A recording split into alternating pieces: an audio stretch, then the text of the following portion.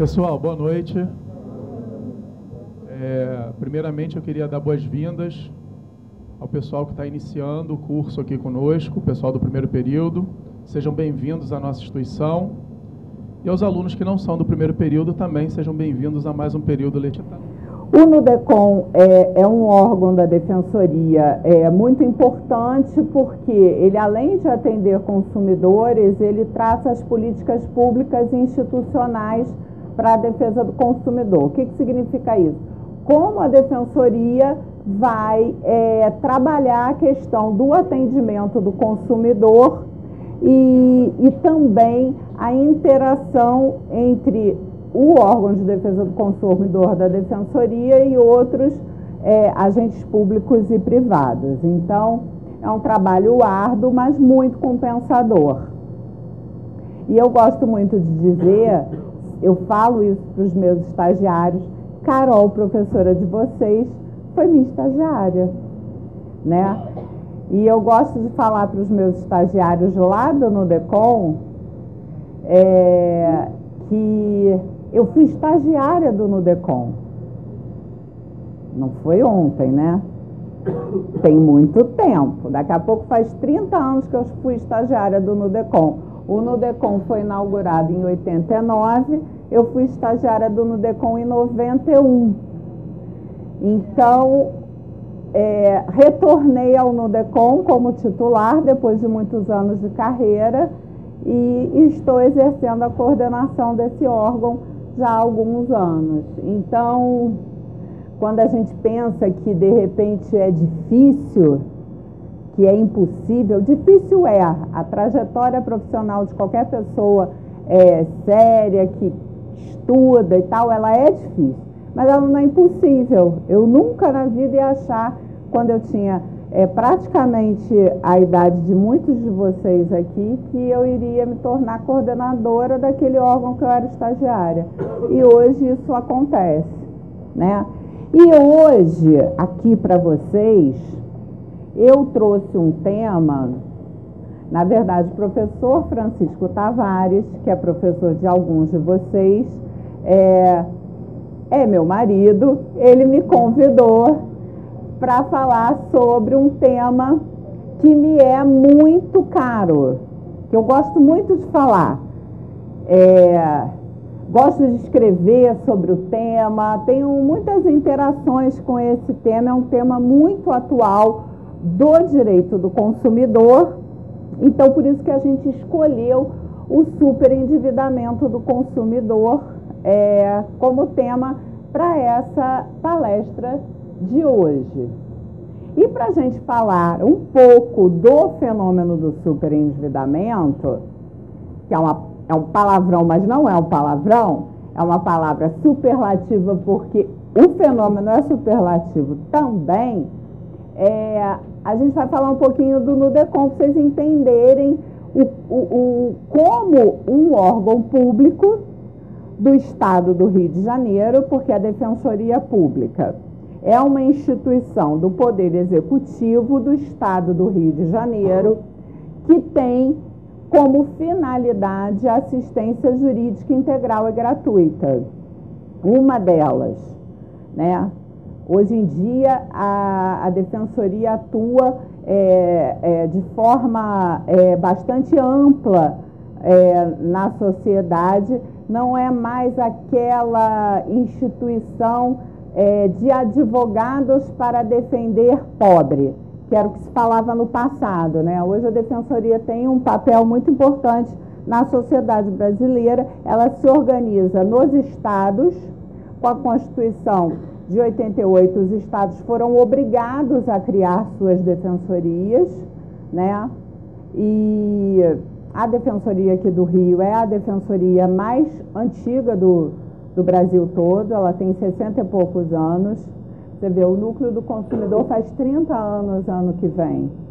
E a Defensoria é realmente um local de defesa da cidadania, da democracia, dos direitos humanos, do direito do consumidor, do direito das famílias, do direito da ocupação territorial. Então, hoje a gente tem a Defensoria aí como um grande agente da sociedade, né? E o Nudecom foi inaugurado, vocês podem reparar aqui, um ano depois da Constituição. Porque essa mesma Constituição de 88, que falou que todos os estados tinham que se organizar em defensorias, as defensorias são estaduais e existe a Defensoria da União para atuar junto aos interesses em conflito com a União, tá? Mas eu trabalho na Defensoria Estadual. Então, a Defensoria, a Constituição falou que todos os estados tinham que ter suas defensorias e que todos os estados deveriam promover a defesa do consumidor, que o Brasil deveria, como um todo, promover a defesa do consumidor. Rapidamente, a Defensoria do Rio, mais antiga, de vanguarda e tal, inaugurou o Nudecom. Então, em 88, a Constituição determinou, em 89, a Defensoria inaugurou o Nudecom. E se vocês repararem bem, antes até do advento do Código de Defesa do Consumidor. Parece que vocês tiveram uma palestra de consumidor essa semana, né? O Código é de 1990, porque até então não existia nenhuma lei que regulasse essas relações privadas entre consumidores e fornecedores. Eu acho que está no senso comum o que é consumidor e o que é fornecedor. Eu sei que eu estou falando aqui não só para a faculdade de Direito, mas consumidor é toda aquela pessoa que adquire produtos ou serviços como destinatário final. E o fornecedor é quem fornece esses produtos ou serviços. Então, eu digo que o direito do consumidor... na verdade, eu estou até parafraseando um professor português de Direito do Consumidor da Universidade de Coimbra, professor Mário Frota, um querido amigo, que diz o seguinte, que o direito do consumidor, e eu copio dele porque eu adoro, é o direito do dia a dia. Porque quantas vezes a gente já realizou uma relação de consumo hoje? Está de noite, tá? Todo mundo aqui travou uma relação de consumo hoje? Sim. Pegamos ônibus, eu acabei de ir ali na padaria, comprei um pão de queijo com um cafezinho. Então, é o direito do dia a dia. E aí, em 90, foi inaugurado o Nudecom. E o Nudecom, em 2005, há muito tempo atrás, ele criou, porque o Nudecom ele atende todas as pessoas que têm problemas relacionados a direito do consumidor. Então, uma pessoa está com problema de uma autorização para um procedimento do plano de saúde, o plano de saúde não está atendendo, Nudecom. Uma pessoa sofreu um acidente num ônibus, Nudecom. A pessoa está com um problema com um contrato, Nudecom, relações de consumo. E lá no âmbito do Nudecom, em 2005, quer dizer, na verdade, a gente veio percebendo, mesmo antes de 2005, que muitas pessoas estavam aparecendo para o atendimento com problemas de dívidas. Mas, assim, o problema de endividamento dessas pessoas era muito grave. Não era assim, quer ver? Tenho um cartão de crédito, comprei um pouquinho mais, me descontrolei naquele mês e não estou conseguindo pagar. Não era isso. Isso a gente sempre recebeu, né, pontualmente.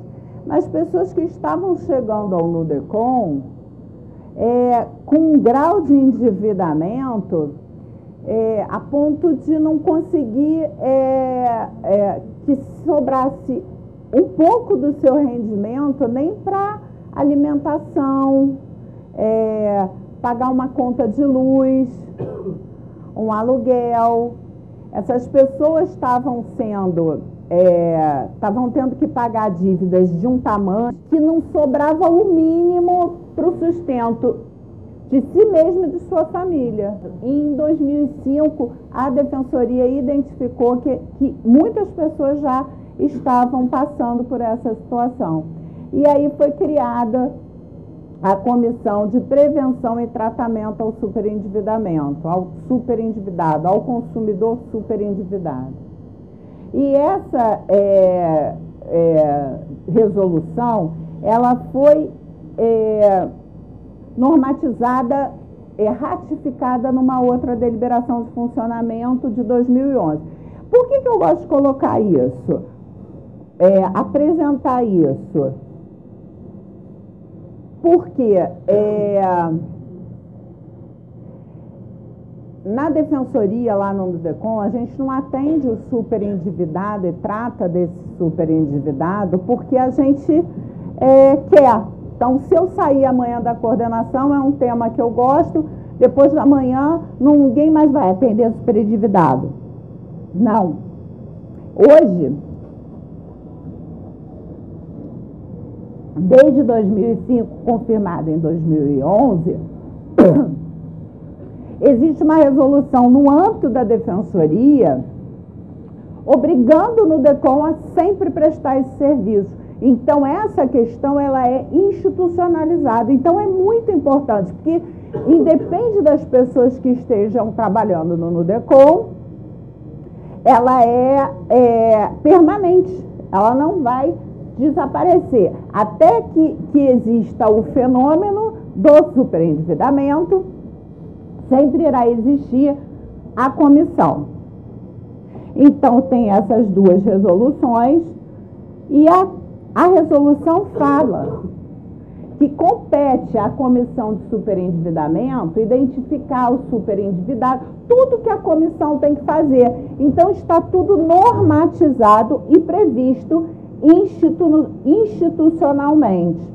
E hoje a gente tem o seguinte formato para atender esses consumidores superendividados que aparecem no DECOM.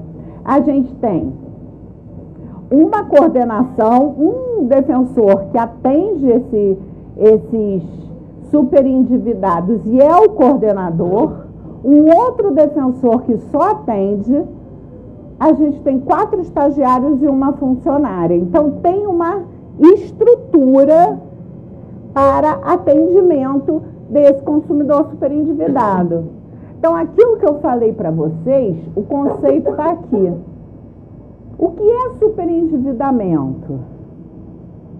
Impossibilidade global do devedor, pessoa física, consumidor, leigo e de boa-fé, de pagar as suas dívidas atuais e futuras de consumo em um tempo razoável com sua capacidade atual de rendas e patrimônio. Eu gosto muito dessa definição, que é da professora Cláudia Lima Marques, que é uma professora de Direito do Consumidor, que é uma das maiores autoridades em Direito do Consumidor do mundo, e ela é brasileira, da Universidade Federal do Rio Grande do Sul, e uma pessoa muito importante que criou no direito brasileiro esse conceito, que é um conceito muito utilizado. Agora, usando esse conceito, eu queria fazer umas perguntas para vocês. Quem tem cartão de crédito aqui?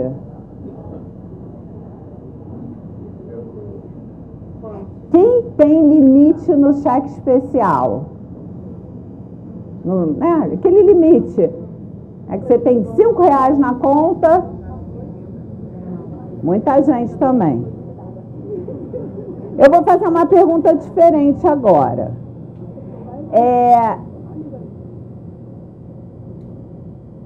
Eu não vou dizer quem já fez um empréstimo, porque as pessoas ficam com uma certa vergonha de declarar que já fizeram um empréstimo. Então, eu vou perguntar assim: quem conhece alguém que já fez um empréstimo bancário?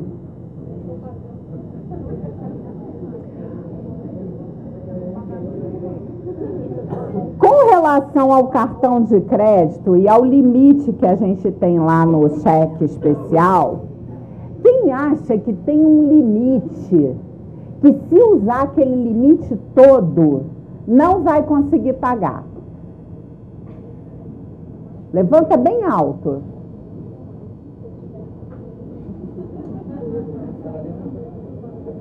Então, olha só, eu, a partir da vivência de vocês, estou construindo, estou trazendo para vocês o que pode levar a essa situação.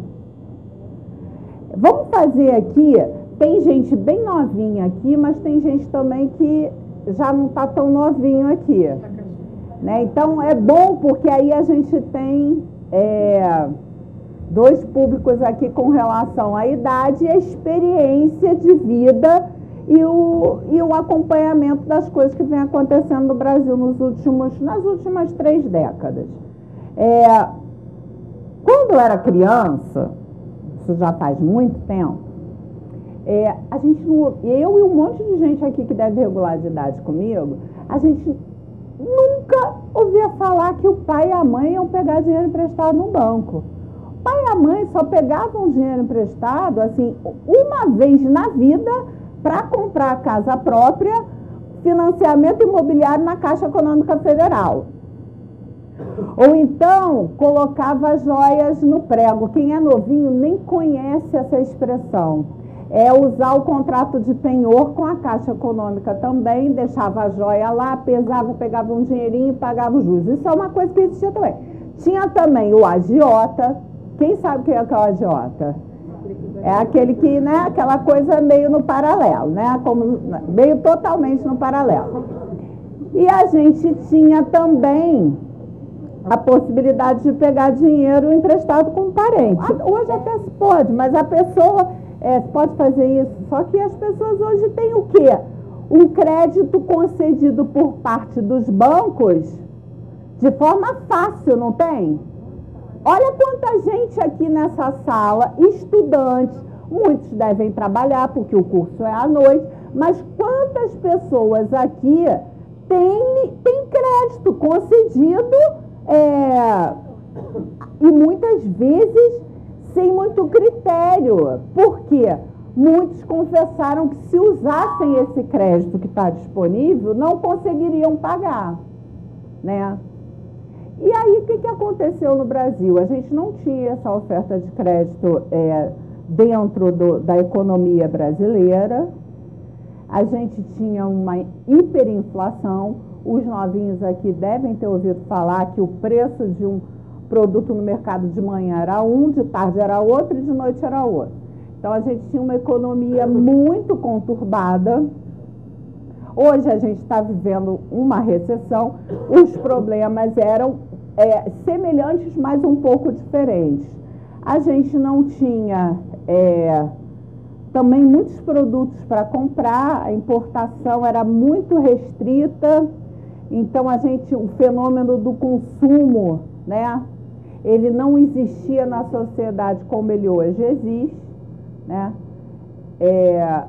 A gente tinha hiperinflação, só que de uma hora para outra, num período curto de tempo, tudo foi mudando rapidamente. Então, assim, a gente teve primeiro a abertura à importação com aqueles carros russos lá da época do Collor, muitos aqui estavam na maternidade ainda, que eram umas carroças, aí começou a se abrir a importação, teve a estabilidade da moeda, plano real, e com a estabilidade da moeda, o crédito passou a ser concedido de forma muito mais simples.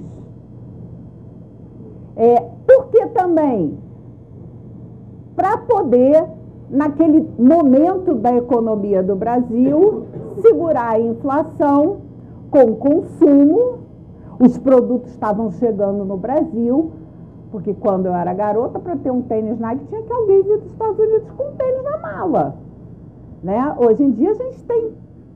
E nós somos incentivados a esse consumo, né? Bombardeados, e naquela época também, e todo mundo pôde passar a se relacionar de uma maneira mais próxima com os bancos.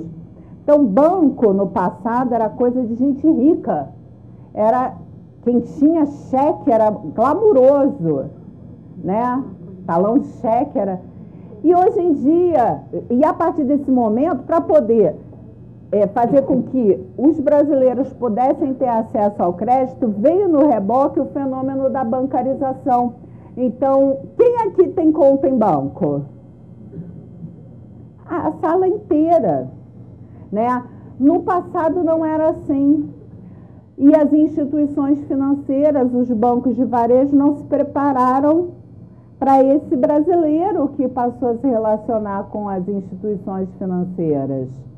Um brasileiro médio, brasileiro não tão informado assim.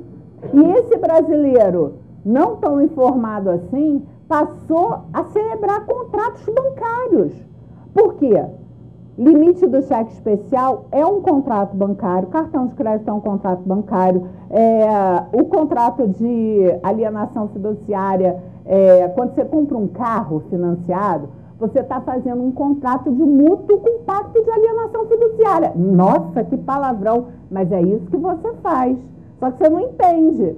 Então, assim, o brasileiro médio não tem compreensão, ainda é assim, e naquela época, 20 e tantos anos atrás, mais ainda, e aquele impulso para a gente consumir, que hoje ainda existe, porque aí a internet chegou na nossa vida. E aí é que acabou de ferrar tudo. Porque com a internet a gente passou a ter acesso a todos os quereres. A gente está lá vendo um negocinho que não tem nada a ver, né, com compra, aparece um anúncio. Se você anteontem procurou alguma coisa, o preço de uma bolsa, aquela bolsa fica aparecendo para você. Estou errada? Estou falando das meninas. Os meninos gostam mais dos eletrônicos, carro e etc. Mas, então assim, isso não podia dar certo, gente. Como de fato não deu, hoje nós temos 63 milhões de brasileiros endividados. Quem não reconhece que hoje a gente está vivendo uma situação gravíssima com relação a crédito e superendividamento, eu realmente não sei onde que essa pessoa está vivendo, né? E o Brasil é um país que que até agora não traçou nenhuma política pública que se preocupasse de forma efetiva com essas pessoas, que são brasileiros que estão numa situação gravíssima, sofrendo demais. Não são os 63 milhões que estão nessa situação limite, mas que estão com nome sujo e tal, e esse número veio muito à tona por causa do Ciro Gomes, que disse que ia tirar o nome todo. Ele, né, e esclareceu que não era bem isso, mas de qualquer maneira todo mundo ouviu falar nesse número nos últimos dias. E a Defensoria do Rio, de forma pioneira, o que muito me orgulha pessoalmente, começou a se preocupar com essas pessoas lá em 2005. E não deixou de se preocupar até então. Então, a gente recebe essas pessoas no Nudecom, a gente tem um atendimento especializado e desenvolve um trabalho de tentar recuperar. Por isso que a gente chama tratamento. Porque é mais que um mero atendimento, é um tratamento. Precisa da adesão da pessoa. Não que eu esteja clinicando, não, pelo amor de Deus. É que defensor clinica um pouco na área da psicologia, né? Mas não pode ser assim de forma muito escancarada.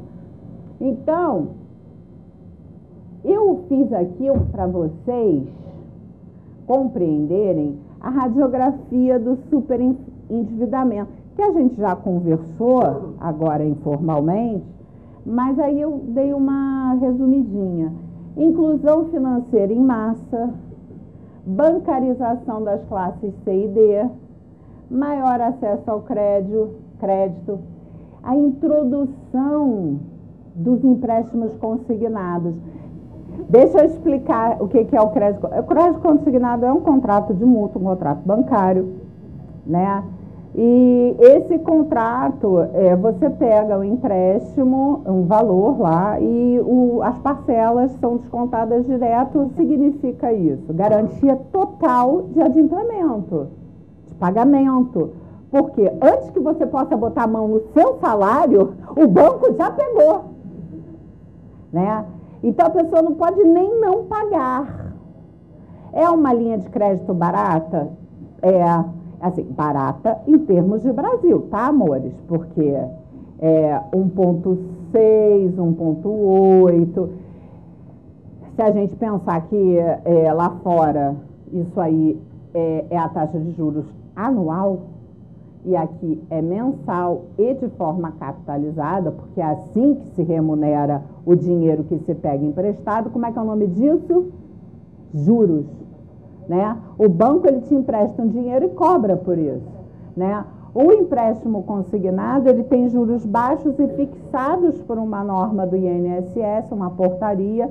É o único empréstimo que tem a taxa de juros limitada a um patamar, mas com a concorrência, entre aspas, dos bancos, ela acaba ficando um pouco abaixo, porque a garantia de pagamento é quase que de 100%. A gente tem também aqueles outros contratos de débito em conta, então, aqueles outros daquelas financeiras que emprestam para quem está negativado, que a gente sabe bem quais são, né, que anunciam em horário nobre na TV, quando você está lá desesperado, sem saber o que você vai fazer amanhã para arrumar dinheiro, vem aquela propaganda falando o seguinte: olha só, mesmo que você esteja muito ferrado, muito ferrado, sem crédito nenhum, a gente ainda vai te dar dinheiro para você ficar mais ferrado ainda, tá? E esse tipo de financeira pratica juros de 20% ao mês, né? Então as pessoas começam a pegar um consignado, o consignado turbinou muito, porque se você ganha 10 e você pega um consignado e a prestação é de 1, você deixa de ganhar 10 por mês e ganha 9. Se você já não estava conseguindo viver com 10, como é que você vai viver com 9? Então essa equação não fecha, é matemática. E as pessoas acabam pegando um empréstimo para pagar outro empréstimo. Quem já usou essa história? Da tal da bola de neve, né? E aí acabam entrando numa situação tão grave que não sobra nada para viver. Então eu já atendi pessoas. Não é que ninguém me contou, não, gente. Isso aí não é. Isso tudo que eu estou falando para vocês, não é porque eu li em algum livro, não, tá? Isso aí é porque eu atendi muitas pessoas nessa situação, né? Isso aqui também não tem livro, não. Isso aqui é fruto da experiência. Já atendi pessoas com 20 empréstimos consignados.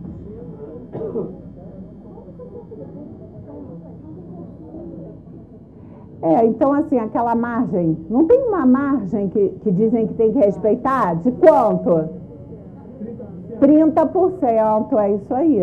Mas no contrato que ele assina, ele autoriza a cobrança da rescisão, de parte da rescisão, e ele autoriza também a migrar para a conta. Né? Então, assim, é complicado. Então, hoje o que acontece? Mas você está, Patrícia, você está tratando o consumidor superendividado com muito paternalismo. Primeiro, eu não recebo do Estado para defender banco. 2, não sou eu que inventei que o consumidor é vulnerável nas relações de consumo, ou seja, que ele é mais fraco do que o fornecedor. Né? 3, quando ele está super endividado, ele fica hipervulnerável, ou seja, mais do que vulnerável, porque o poder de decisão dele é retirado, porque quando uma pessoa resolve fazer um empréstimo, como hoje a sociedade brasileira tem feito, ninguém pega um empréstimo para comprar, se pega ainda, mas não é muito planejado, é para compor renda. E aí, quando se pega empréstimo para compor renda, é porque a pessoa já fez de tudo para arrumar dinheiro, e essa decisão de fazer o contrato, ela é uma decisão atabalhoada, comprometida, porque ele está hipervulnerável. E os bancos emprestam para quem efetivamente não pode pagar. Nós constatamos isso aqui na nossa sala de aula. Se eu for usar o meu cartão de crédito, sou funcionária pública, o salário é bom, papapá, o meu cartão de crédito é como ilimitado. Ô, beleza, olha só o que você falou. Mas se eu for usar... Olha só, se eu for usar, ela quer parcelar. Mas o parcelamento, ele é é o caminho para o superendividamento. Então, assim, se eu usar dinheiro, ele tem limite, né? Ele acaba, né? E o que a gente vem sendo convencido é que o dinheiro, o importante não é você ter dinheiro, o importante é você ter crédito. E isso é muito perigoso. Então, assim, o consignado turbinou muito isso. Aí eu falo muito da concessão irresponsável do crédito. Hoje, o regulador das instituições bancárias, que é o Banco Central, ele não tem nenhuma norma de punição objetiva para bancos que concedem crédito de forma irresponsável e levam o consumidor ao superendividamento. Não tem uma punição pecuniária para o banco. Ou a suspensão de venda de alguns produtos. Eu estou fazendo uma analogia às outras agências reguladoras. Isso não existe. Falha no dever de informação e aconselhamento. É muito grave. A gente recebe lá no Nudecom pessoas que só entendem um contrato que fizeram quando chegam na mesa do defensor. E isso é gravíssimo, porque contratos bancários, a gente já falou de muitos aqui hoje, eles são de difícil compreensão. Hoje eu estou muito habituada a ler um contrato bancário e entender o que tem ali, porque também eu faço isso há muitos anos, mas é de difícil compreensão até para professores de direito que estão sentados aqui. Eles são complexos. Então, como um consumidor médio que já está com seu poder de decisão comprometido, porque já veio do endividamento, né? Então, o consumidor superendividado, ele fica... Então, é complicado. Então, essa clareza, né? Eu estou falando se a pessoa recebe o contrato, né? Porque muitas vezes se faz um negócio jurídico e sequer se recebe o contrato. Eu estou presumindo que a pessoa esteja com um contrato na mão, né? E o superendividado, eu gosto de dizer que ele é bom pagador. Parece uma coisa meio doida, né? Ele é bom pagador porque ele se superendivida, porque ele não quer ficar devendo. Vocês entenderam isso? Assim, ele está com uma dívida e aí ele pega um outro empréstimo porque ele não quer ficar devendo aquele primeiro. Então, qual é o ciclo que a gente identificou? Que as pessoas começam a dever nessas linhas de crédito que vocês têm, que são as mais acessíveis, cartão de crédito e cheque especial, não seguram o pagamento, os juros são altíssimos. A gente teve algumas medidas agora da autorregulação, vocês já devem ter ouvido falar, que não pode rotativar mais uma vez, mas isso é outra palestra, não dá para falar aqui. Mas, de qualquer maneira, é o início do fim. Então, o superendividado, ele é bom pagador. E aí vem a sociedade de consumo, né? Que é a nossa sociedade. E a falta de planejamento, que é a educação financeira. E lá no nosso combo de tratamento, a gente tem um serviço de educação financeira muito eficiente. Quem é que faz isso na defensoria? Você tem uma estrutura no NUDECOM, você tem psicólogo, só que não adianta eu querer uma mega estrutura para fazer o trabalho. Eu tenho que fazer o trabalho com o que eu tenho. E a gente faz, e a gente foi se especializar. Então, a gente estudou matemática financeira, a gente estudou educação financeira e a gente consegue, e com amor e carinho, a gente faz a parte do psicólogo e a gente consegue prestar esse serviço. Mas a gente tem um convênio com a Escola de Educação Financeira do Rio Previdência, que é uma escola de governo do Rio Previdência, funciona lá perto da UERJ. Vocês podem entrar no site, maravilhosa. E a gente também usa essa parceria, tá? Então, a educação financeira é muito importante, mas eu não gosto quando o banco... Eu vou a muitas reuniões nos bancos, com as diretorias dos bancos e tal, e aí eles apresentam aqueles tutoriais, né, lindos de educação financeira. E uma vez eu fui até um pouco direta demais com um diretor de ouvidoria do maior banco do Brasil, e eu falei para ele assim, não adianta você fazer tutorial de educação financeira lindo, pagar milhões para a agência de publicidade mais badalada do Brasil e oferecer empréstimo por SMS. Né? E, então, entendeu? Não é querer jogar toda a culpa para o consumidor. Porque o consumidor se superendivida porque ele não tem educação financeira, porque ele é perdulário, porque ele quer comprar tudo. Não é bem assim. A pessoa acaba se endividando e aí você pergunta para ela, mas por que você pegou empréstimo? Ela não sabe nem te dizer. Justamente para integrar a renda.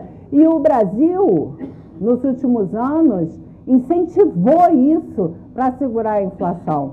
Foi muito cruel.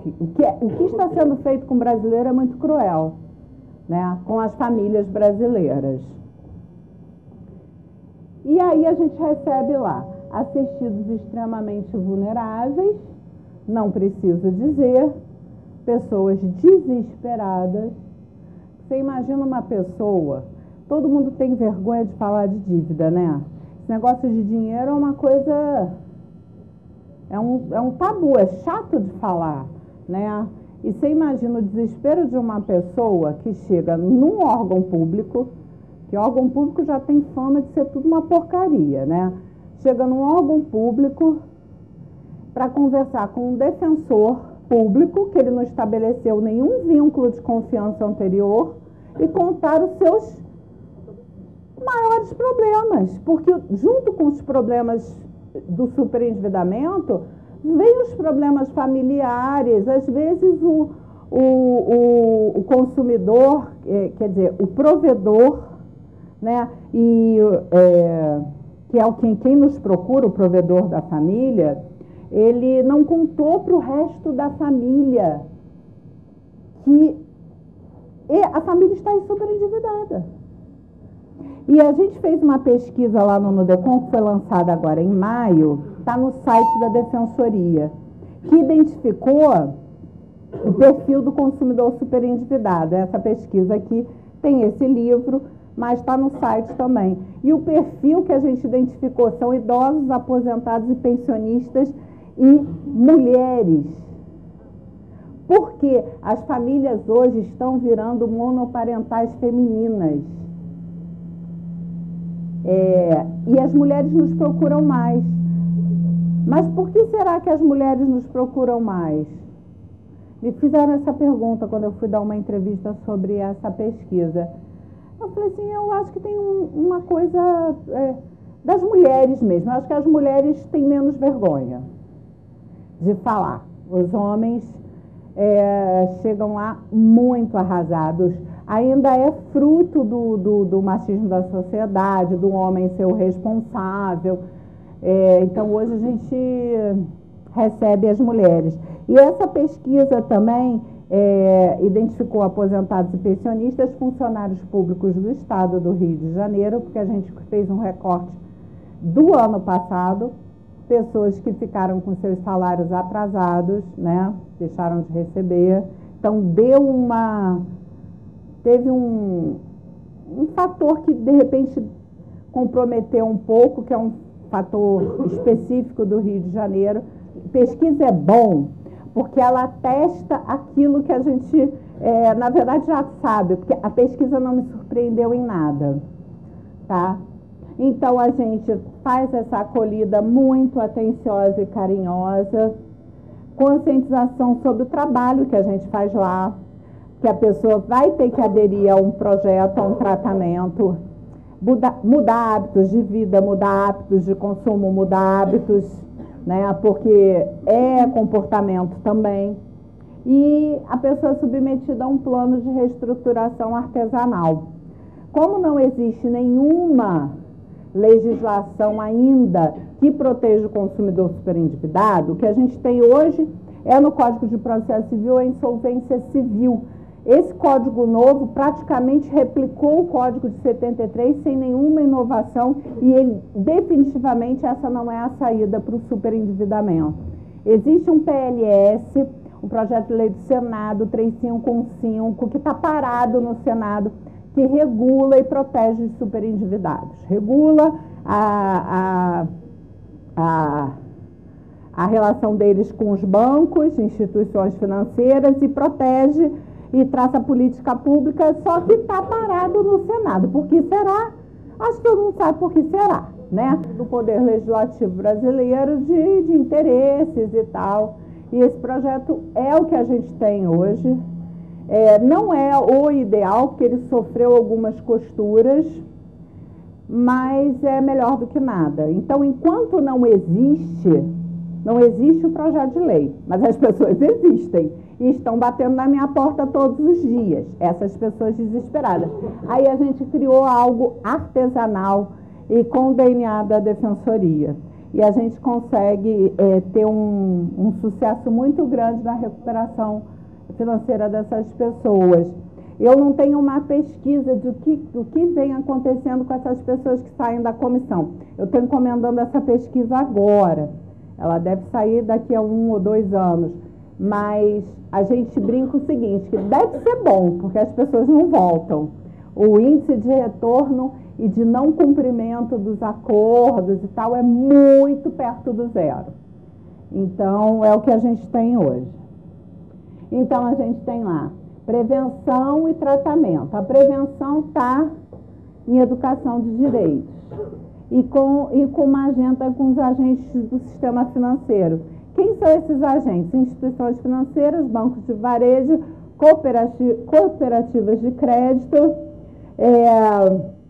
as bandeiras de cartão de crédito e o Banco Central e a FEBRABAN.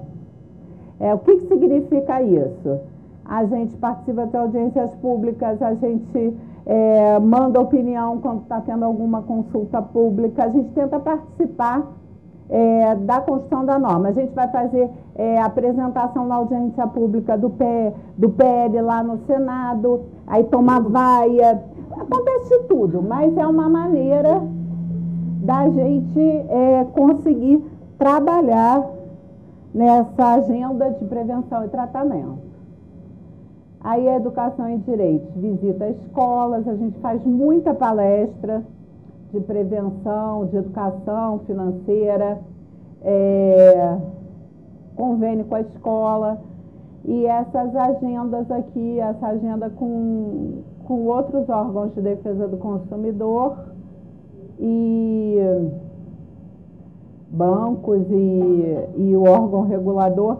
Semana que vem eu vou a Brasília fazer uma palestra sobre superendividamento, na verdade dar um treinamento, eu e a colega que trabalha comigo e mais o diretor da Escola de Educação Financeira do Rio Previdência, a gente vai dar um treinamento, a gente vai ensinar agentes do PROCON de todo o país, lá em Brasília, como tratar, como receber esses superendividados e tratar. Né? Que replicar essa nossa experiência também é uma função. E como é que é o tratamento lá no núcleo? A gente faz o extrajudicial e o judicial. A pessoa chega, a gente pede toda a documentação relacionada à questão do crédito. Todos os contratos, quando a pessoa não tem, a gente faz ofício para os bancos para requisitar. A gente faz uma varredura na vida financeira, a pessoa preenche um formulário, conversa muito profundamente com o defensor, o funcionário e o seu estagiário. E esse momento inicial, ele é muito importante. Muitas pessoas chegam no núcleo ainda com as suas contas, cartão de crédito ainda dentro do envelope, ou a fatura. Porque como a pessoa não tem como pagar, ela sequer abre o envelope, né? As pessoas não sabem quantos empréstimos elas fizeram, porque foram tantos. As pessoas às vezes não têm dinheiro para voltar no dia seguinte. Passagem de ônibus. É sério. E o perfil dessas pessoas? Super endividado não tem um perfil muito definido, assim, de escolaridade, sabe? A gente tem de tudo um pouco. Eu já atendi de um professor PhD de antropologia, com universidade, com pós-graduação fora do Brasil, a pessoa que... uma professora de escola primária, assim. Vocês entenderam, assim? A pessoa é muito capacitada, mas ela se torna refém dessa situação muitas vezes. Aí a gente faz esse primeiro atendimento e traça um plano de reestruturação, que pode consistir em negociação com os credores, mudança de hábitos de consumo, conscientização do tamanho do rombo, né? E para isso a gente tem um departamento de conciliação no Nudecom, que é muito importante, porque a gente a gente acredita na solução extrajudicial desse conflito. Porque o judiciário, ele não entende muito o fenômeno do superendividamento. Não é só o judiciário do Rio, não. Tem muito preconceito com o superendividado ainda. E esse preconceito, ele é muito grave quando ele parte das instituições públicas, principalmente da instituição de justiça. Eu não posso julgar o superendividado que chega na minha porta. Eu não estou ali para julgar ninguém. Eu estou ali para tratar o fenômeno. Se ele se superendividou porque ele gastou muito, o fato é que ele está... Eu só tenho que aferir a boa-fé na contratação do crédito e a boa-fé na adesão ao tratamento. O que significa isso? Boa-fé na contratação do crédito. Você vai encontrar obras de 500 páginas sobre esse tema, mas eu vou resumir em uma frase. Contrair um crédito querendo pagar esse crédito, adimplir. Quem contrai e quer pagar, querendo pagar, mas não consegue, né? E então a gente privilegia a solução extrajudicial com o plano de reestruturação, encaminhamento para a Escola de Educação do Rio Previdência e negociação com os credores no âmbito do Nudecom. Então hoje eu tenho os principais bancos do Brasil, de todo o Brasil, os principais bancos comparecendo ao Nudecom uma vez por mês para uma semana inteira de conciliação com superendividados e endividados pontuais. Mas como que vocês conseguem isso? Muita relação, muita bateção de porta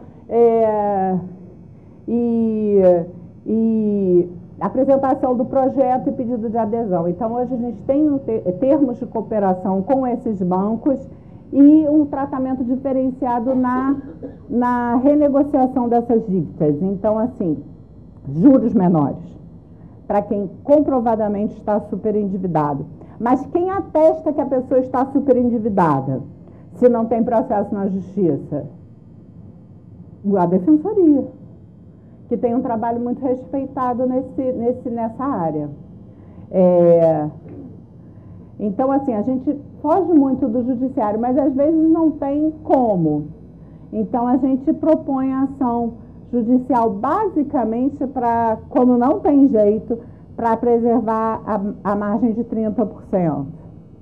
E a gente, às vezes, precisa entrar com uma ação de revisão de juros. Porque, assim, não existem juros abusivos mais, tá, gente? Ah, porque os juros são... Tem isso. Os juros são livres no Brasil, na média de mercado. E altíssimos, vergonhosos, tá? Só que existem financeiras que dizem que devem praticar juros a 20 e tantos % ao mês, porque emprestam para negativado, entre aspas, assim, né? Só que o risco que elas dizem que elas correm da inadimplência porque emprestam para negativado, ele não existe muito, porque a forma de pagamento é débito em conta, é quase um consignado. Então, a gente entra em algumas situações contra essas financeiras com as revisionais de juros. Mas é muito pontual, essas financeiras fazem contratos muito curtinhos. Quando a pessoa se toca que não consegue mais pagar, já até acabou, entendeu? Então é complicado. O histórico das relações era muito conflituoso entre fornecedores e consumidores, ainda é, mas a gente tenta mudar essa relação de embate para cooperação em diversas áreas, não só com relação à área de crédito, tá? Porque a gente quer combater o alto índice de judicialização, a gente não pode ter essa quantidade de processo judicial que o Brasil tem, praticamente toda a população brasileira ou é autor ou é réu de um processo. Processo judicial, realmente, o fato dele existir já é ruim. Cada processo num juizado carioca custa para o Estado R$700. Custa para o Estado, só o fato de ser distribuído R$700. O Brasil não pode continuar e a gente faz a nossa parte na judicialização. O alto custo financeiro, falei agora, e emocional para todo mundo, ninguém gosta de ser réu nem autor numa ação judicial, e uma insatisfação generalizada. Então, para poder desenvolver o trabalho com o superendividado, de tratamento e recuperação, a gente precisa ter um departamento forte de conciliação, que é o que a gente tem lá no Nudecom, que não são todas as financeiras e bancos que conseguem estar fisicamente no Nudecom. Então, a gente tem o que a gente chama de hotlines, que a gente pode fazer acordo por telefone ou por e-mail. E todos os órgãos da Defensoria no Estado todo têm acesso a essas conciliações à distância. E a gente celebrou termos de cooperação com os bancos para ancorar esse procedimento, né? Os consumidores têm essa visão aí dos bancos, né? E os bancos têm essa visão dos consumidores ainda. A gente precisa mudar, né? Reflexões finais que eu trouxe para vocês. O artigo 14 do Código de Defesa do Consumidor, ele institui a teoria do risco do empreendimento, devendo o fornecedor, no caso os bancos, suportar os ônus decorrentes da atividade financeira, tal qual dela ofere enormes lucros. A gente vê que no final do ano sai o balanço dos bancos. É um negócio bom, né? É um negócio bom, né? É muito lucro, é a atividade que mais dá lucro no país, né? A concessão de crédito a alguém não se faz livre de responsabilidade. O mutuante deve ter em mente a capacidade de endividamento do cliente. Então, eu fiz uma palestra agora num evento de bancos que o primeiro slide do meu PowerPoint era assim, não. Eu escrevi um slide sozinho e tinha uma tela gigante, aquelas coisas de banco, né, poderoso, grande, era uma tela gigante e apareceu não. Aí ninguém entendeu nada, né? A pessoa começa uma palestra com a palavra não, já começa bem estranho, né?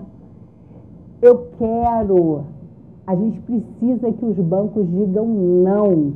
Você chegou lá para pedir um cartão de crédito, você não pode pagar? Não. Você quer aumentar o limite do teu cheque especial? Não. Então, a palestra foi sobre o não. Foi muito efetiva. Não vão adotar tudo que eu falei, mas efetivamente teve um impacto o não, que era um não gigantesco. Então, o mutuante deve ter em mente a capacidade de endividamento do cliente, pois só assim tem condições de aferir se ele tem ou não condições para devolver a importância mutuada. Sabe por quê? Porque isso dói nas famílias, dói nas pessoas. E o que mais importa? O que mais importa? As pessoas. O que mais importa é o ser humano. E essas pessoas estão sofrendo. 63 milhões de brasileiros, não é meia dúzia, né? A boa-fé na contratação do crédito se verifica somente com a resposta positiva à seguinte pergunta: o consumidor tomou o crédito pretendendo pagar tal dívida conforme contratado? Eu esqueci do ponto de interrogação. A Defensoria Pública deve prestar assistência jurídica integral e gratuita aos consumidores em situação de superendividamento. Então, qual é a função do Nudecom? É viajar pelo Brasil inteiro ensinando como é que faz para tratar superendividado. E eu posso dizer para vocês que eu já fui a uns 15 estados fazendo esse treinamento, né?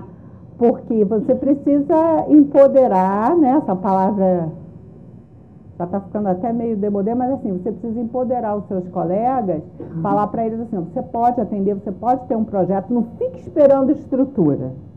Ficar esperando estrutura não vai fazer nada, né?